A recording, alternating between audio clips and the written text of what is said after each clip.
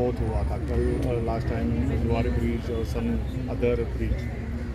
देखिए, जो कल इंसिडेंट हुई है वो बहुत अनफॉर्चुनेट है and our heart goes to the family members of those who died, but at the same time the citizens need to understand that there are traffic rules. What they are handling is a very powerful machine. Machine should not control the human being, but human being should control the machine.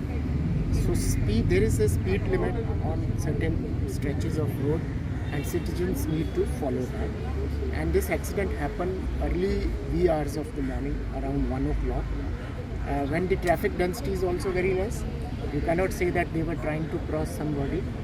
So it is assessed that the speed of the offending vehicle would be very, very high, because breaking the crash barrier and then going into the river mouth of the ocean, it would require very high speed, because ultimately it is the momentum, mass into velocity.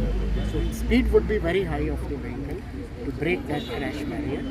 So we have instructed our traffic police now that random check on certain stretches during the night also against drunken driving and over speeding.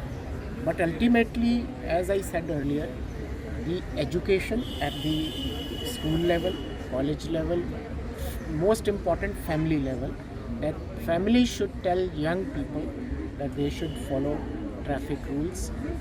Particularly in this accident, the victims were more than 30 years of age, reasonably aware about the traffic rules.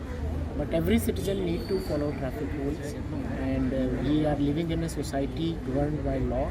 So everybody, including the police officers, are supposed to follow traffic rules.